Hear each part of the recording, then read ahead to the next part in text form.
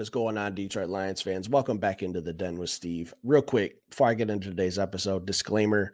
Um, the purpose of this channel for the rest of my time here on Earth, and as long as I decide to keep this podcast going, will be Detroit Lions content only.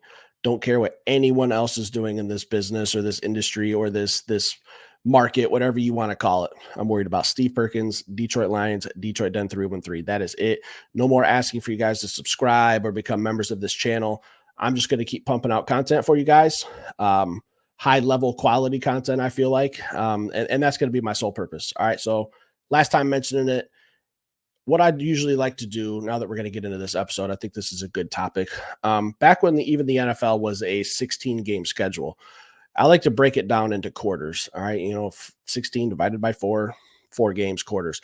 It's kind of weird with the 17th game. So we just kind of have to find that extra win somewhere. But the first quarter of the season, perfect. Exactly how I projected. 3-1. In my opinion, probably should be 4-0. Tough loss to the Bucs. It is what it is. Time to move on. All of our goals and aspirations for this season are right there in front of us. Nothing has changed.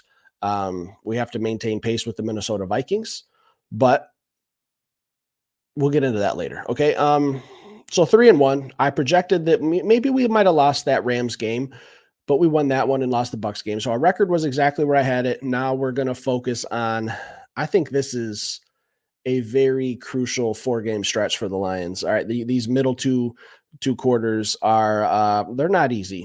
All right. So just looking at it, we take on the Dallas Cowboys Sunday. That begins the second quarter of the season. I did my full game episode that will be out for you guys tomorrow morning at 7 a.m. if you want to check that one out. So I'm not going to dive too deep into the Cowboys because I literally just got done talking about them. But the Cowboys are a tough matchup. All right. Anytime you have to travel to Dallas and go to Jerry World and all the glitz and the glamour and the crazy drunk guys yelling out "We them boys" every 5 seconds. If you can handle that, it's a tough game. It's a tough travel, and for some reason, we have to keep going to Dallas. When are we ever going to get them at home again in Ford Field? Can we get that in the regular season? I don't know, but I feel like that's a tough game. And then we have, let me get the order right. We play the Cowboys and then the Vikings. All right. That's another tough one on the road. Minnesota, they're playing some really, really, really good football right now. In my opinion, I would probably say if I had to do power rankings, I would say that the Minnesota Vikings are probably the second best team in the NFL, power rankings wise, behind the Kansas City Chiefs. All right. Both are undefeated. Tie goes to the champs. That's the Chiefs. So I have to give some credit and respect to the Vikings. Tough game. Brian Flores, in my opinion, is probably going to, if he keeps coaching like he's coaching, he's going to be one of the assistant coaches of the year. And he will be a head coach next season. Someone will swoop him up when Black Monday comes around and they fire their coach. And the Vikings will probably have to go through a little shuffle and have to find another defensive coordinator, because I think what Brian Flores is doing right now is absolutely phenomenal. I can't wait to get into that matchup and start doing some X's and O's with how we match up with the Vikings. I do think we match up well. From what I've watched a couple Vikings games this year, and from what I see is nobody can do what the Lions do. And that's what I'm going to kind of leave a cliffhanger with is I think the Lions can do a lot of things that the Vikings defense hasn't seen yet that will cause them some problems. And I do want to get into that. I got some notes. I got some clips prepared. When the time is right, when it gets to be Vikings week, we will get into that. It's going to be good. I got some little clips I'm going to show you guys that I think you'll appreciate. But division game, first division game of the year against the best team in the division, the top seeded team in the division. It's going to be tough. But again, when I look at the Lions roster, there's no weakness. There's no glaring, oh God, we're really, hurting at this position. Like we're set pretty much from 53 men up. Okay. There's nothing, especially our starting 22. There's nothing that really concerns me with any starters on offense or defense. And there's nothing that really troubles my mind or makes me lose sleep at night. Even if we slack in one area, I think we'll just overly exceed in another. So I think it's a good complementary football problem to have. Maybe we're struggling on defense, but our offense might be putting up 50. We don't know. I think the Detroit Lions are built in an elite class. And the word elite it's dangerous because it gets a lot of people excited. You start talking elite, you start demanding some expectations. And that's where we are with this team. We demand expectations. The expectations are now to go to the Super Bowl. And I don't want to just get there. I don't want to just say, hey, yeah, I had a real nice trip in Louisiana. I had, Baton Rouge or New Orleans was fun. I had a good time. I'm there for a Super Bowl, to win a Super Bowl, not to go have a good time on Bourbon Street in the French Quarter. I'm going there to watch a football game and to watch the Detroit Lions wins. That is the expectations.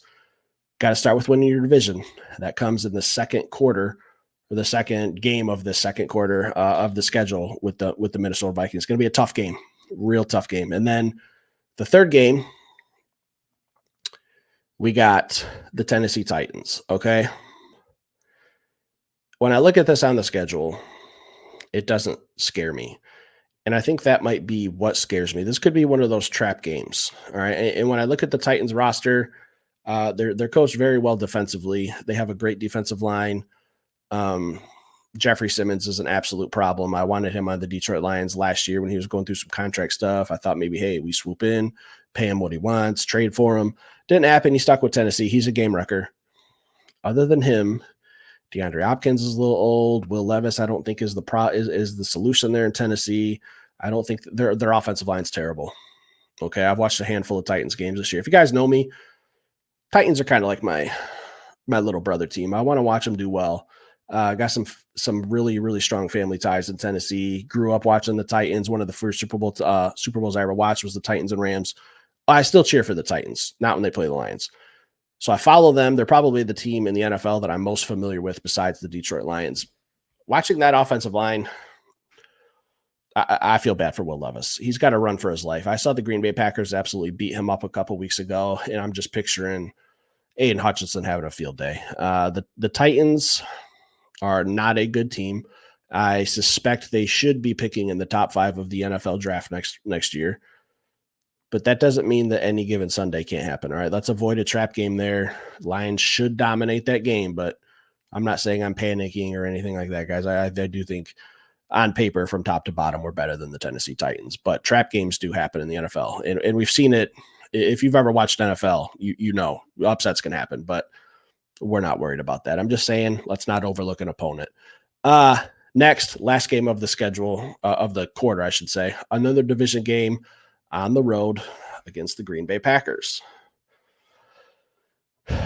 Green Bay is an intriguing team. I don't exactly know if they're contenders or pretenders. I don't know.